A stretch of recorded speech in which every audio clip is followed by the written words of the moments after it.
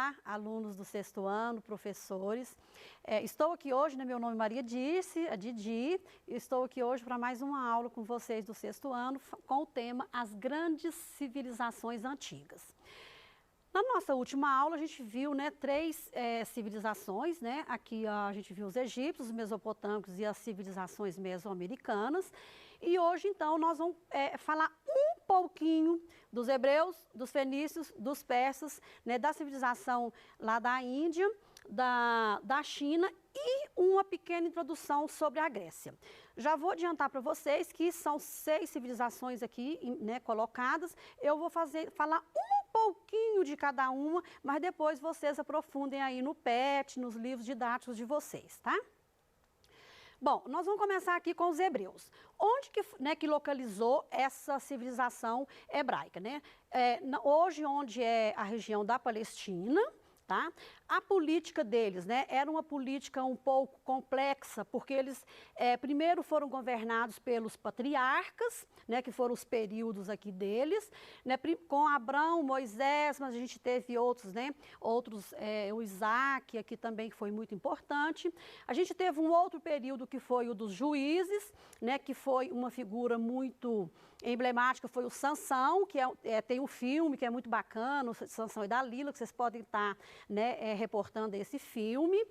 E tivemos também um outro período que foi o dos reis. E os reis mais conhecidos da época foi o Davi e o Salomão, que eles fizeram grandes, construíram grandes impérios aí nos seus períodos. Com eles, então, com isso, então, a gente fala que a gente teve nesse período aí, uma forte centralização, política aqui dentro do modo de organização dos hebreus. A sociedade e economia, A sociedade, a vida econômica, desses hebreus, ela era dividida teve 2 fases. A fase nômade, onde eles viviam em comunidades tribais, tá? E eles criavam, então, ovelhas e cabras. Não havia propriedade privada nesse momento aqui, tá? E nem a exploração de classes, quer dizer, todo mundo era igual, Não tinha um que era mais rico ou mais pobre do que o outro. Na fase sedentária, com a instalação lá, que eles tiveram os êxodos e tudo, eles então instalaram na região da Palestina e desenvolveram ali uma economia, comercial, que começou a estimular o individualismo, a pessoa querer muita coisa para si própria ou para sua família. O desejo de lucro apareceu. E claro que para eu ter lucro eu preciso de quê? De conquistar uma propriedade privada. Esse processo, então, o que aconteceu, qual foi a consequência desse processo? A desestruturação e da organização comunitária, Porque aí começou a aparecer o quê? As desigualdades sociais, quer dizer, um mais rico, um mais pobre, E também, e com isso, que a gente sabe que quando há desigualdade social, começa-se a haver o quê? Uma exploração de uma classe, explorando a outra. A sua cultura era uma religião monoteísta, eles foram a única civilização antiga que acreditava num único Deus, e ela, na verdade, foi a principal base da cultura hebraica, E foi a sua principal contribuição para nós aqui do Ocidente, que inclusive, o cristianismo, ele é baseado, na religião monoteísta. Através, então, da crença num único Deus, eles edificaram o judaísmo, que originou, então, o cristianismo e o islamismo. Na literatura, destaca-se os livros do Antigo Testamento, que é livro bíblico, tá? E na arquitetura, o grande templo, que foi construído pelo rei Salomão, lá que é o templo de Jerusalém. Bom, passamos então para a civilização dos fenícios, tá? Vamos pensar aqui no espaço e tempo dessa civilização. A Fenícia, ela estava localizada na costa oriental do Mediterrâneo, quer dizer, na beira-mar, por isso a gente fala que eles desenvolveram um grande comércio. Seu território corresponde atualmente, onde hoje é o Líbano e a Síria. Os fenícios desenvolveram sua civilização aproximadamente 3.000 anos antes de Cristo, tá? Aqui tem um mapa mostrando, a localização dessa civilização. A economia deles, gente, inicialmente era baseada na agricultura, claro, com a plantação de cereais, legumes, e tinha o linho, o algodão, né, as oliveiras, figueiras. Mas eles, né, como eu coloquei, por ser uma localização à beira do mar Mediterrâneo, eles foram hábeis navegadores e comerciantes, porque era fácil de fazer comércio ali naquela região. Eram também hábeis artesãos, tá? E comercializavam produtos de luxo, como vidro, né? E tecidos da cor púrpura. E o que é interessante, como é que eles conseguiam essa cor, né? Eles, então, como eles tinham acesso ali ao mar, tinham uma espécie de um molusco, né? Que era nativo lá do mar Mediterrâneo, que soltava uma tinta e eles, então, eles caçavam esse molusco para estar pintando, né, tingindo os tecidos. Esse molusco, inclusive, ele foi quase que extinto, né, nesse momento aí, tá? Muitos deles se extinguiram. A política deles, gente, eles se organizaram, então, em cidade-estado. Quando a gente fala cidade-estado, porque são cidades independentes, cada localidade tinha o seu, né, o seu rei, aquela figura, né, que era a pessoa máxima ali dentro do estado, tá? Os seus governantes, e eles eram chamados de sufetas. Destacou-se aqui, né, as grandes cidades aqui dessa civilização, Biblos, Tiro e Sidon, tá?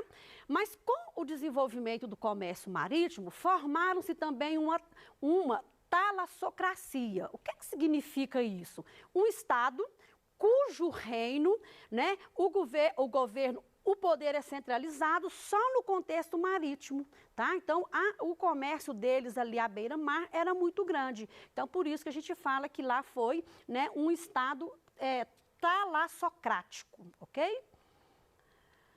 Trouxe um mapa aqui só para mostrar para vocês mesmo aqui, né, que eles fundaram colônias, né, com destaque para Cartago, né, aqui, ó, no norte da África, e o Cádiz aqui na Espanha, né, que está aqui nessa região. E as cidades de Biblos, Sidon e Tiro aqui, né, desse lado do mapa.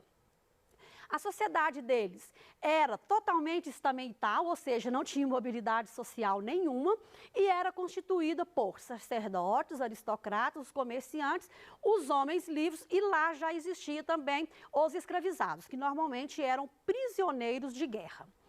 A religião, eles eram politeístas, como a maioria aqui das sociedades antigas, e possuíam imagem de seus deuses chamados de Balim, ou seja, o plural de Baal, né, que eu trouxe uma imagem aqui, que era o senhor protetor, né, aqui do clima, do mar, da guerra, né, e assim por diante. A cultura deles, que foi muito importante, porque trouxe para nós na verdade, é uma cultura que chegou até nós. Eles, para facilitar o comércio, eles simplificaram lá, né, o alfabeto do Oriente Médio e cria-se um alfabeto de 22 letras. Esse alfabeto, tá, ele foi, então, modificado pelos gregos e romanos, né, que a gente vai estar vendo aí futuramente essas civilizações, e aí, então, que gerou o atual alfabeto latino, que é o que a gente faz uso aqui. Bom, passamos então para os persas, tá? E os persas, né, onde que foi a localização deles? Foi no Planalto iraniano, à margem do rio Indo. A política deles era uma política teocrática, tá? Onde, né, esse sistema de governo, ele é um poder que o poder político é fundamentado na própria política, tá? E aí lá, claro que quem reinava eram os reis. Eu trouxe aqui, né, 4 reis aqui, que foram um dos mais importantes, porque eu começo aqui com Ciro, onde ele consegue unificar as tribos, né, que eram as sociedades que eles tinham lá, e ele começa já, né, quando ele consegue unificar essas tribos, ele já começa a fazer uma expansão. Essa civilização persa, ela foi uma das maiores civilizações que a gente teve, né, aqui nessa antiguidade, tá? Bom, depois dos Círios, então, veio Cambises, e esse Cambises, ele tinha um espírito, né, de expansão. Então, claro que aí ele fez uma grande expansão do território, que eles, quando chega aqui, na verdade, no Dário, né, no Dário I, o que acontece? Eles já têm uma extensão, assim, que começa no Egito e vai até na China, de tão grande que era esse território deles. O Dário, então, ele cria as satrápias, que são as províncias onde, né, ali cada província tem um governador para estar fazendo, né, ali tudo o que precisava dentro desse território e que era passado para o rei. E depois veio Xerxes, né, que começou a decadência, mas ele ainda passou por um bom momento também de território, mas com ele começou o início da decadência ali dessa civilização persa. Aqui também a sociedade era estamental, onde no topo da pirâmide a gente tinha o rei e seus familiares, os sacerdotes, né, vêm logo abaixo, eram pessoas extremamente respeitadas pela riqueza que eles tinham e pela sabedoria, tá? Porque eles eram as pessoas que eram as pessoas mais cultas ali dentro dessa civilização. Abaixo deles tem os nobres e os grandes comerciantes que controlavam a terra e a administração palacial. E abaixo vem os camponeses que sobreviviam da agricultura e do pastoreio, trabalhando nas terras dos nobres e do rei. A economia, então, nessa época aqui dos persas, ela era uma economia agropastoril, com, né, agricultura de trigo, cevada, centeio, e criavam gado. E claro que também aqui, dentro dessa economia, a gente precisa de falar que o comércio também teve um grande destaque. A religião dos persas era uma religião dualista. Isso significa o quê? Que eles tinham dois deuses, que eles falavam que um era do bem e um era do mal. Isso também é uma herança, né, que a gente tem, né, nos nossos dias atuais, de pensar que a gente tem uma religião que a gente tem dois lados, um que é do bem e o outro que é do mal. Lá no caso, eles acreditavam em duas forças lá, uma que era o bem, que era o Hormuz, e o mal, o Arimã. A cultura deles, né? A moeda, por causa do grande comércio, então, o Dário, né, propôs construir uma moeda, elaborar uma moeda, é por isso, então, ela foi chamada de dárico. Mas essa moeda não conseguiu sustentar durante o Império todo, não, porque faltou moeda, né, cunhagem de moeda lá na época.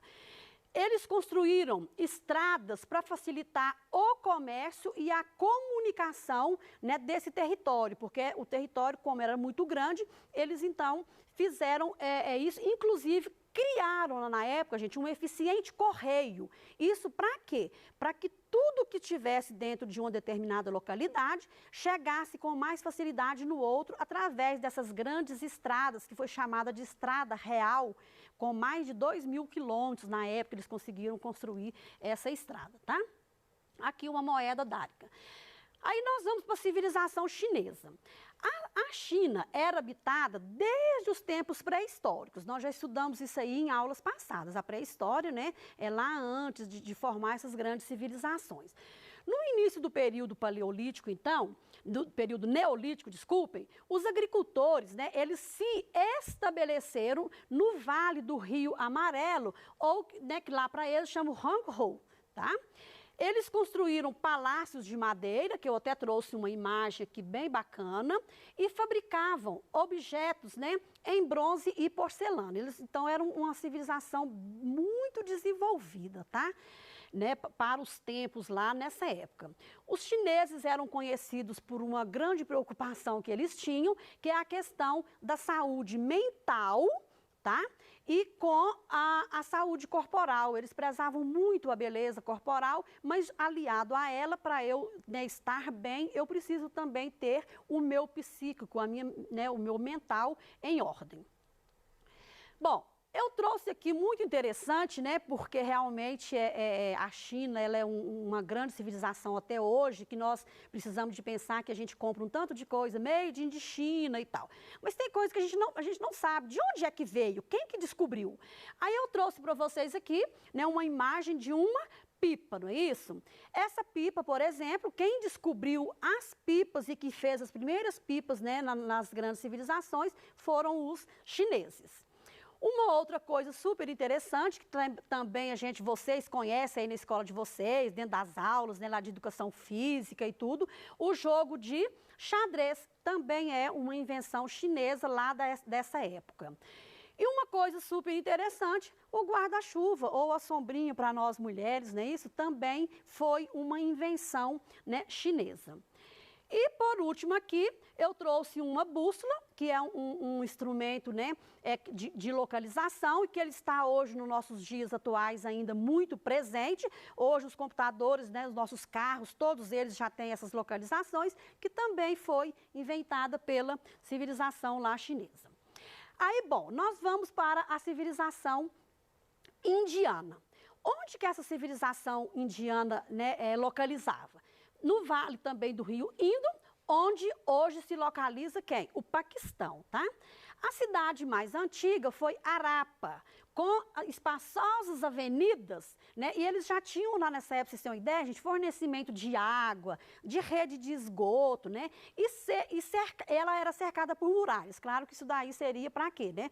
Para proteção das pessoas que moravam aqui. Mas é muito interessante, não é? Porque nós no Brasil e muitos lugares do mundo hoje atual, tem lugares que não tem uma rede de esgoto. E lá na época eles já se preocupavam com isso. Aqui tem uma imagem dessa cidade.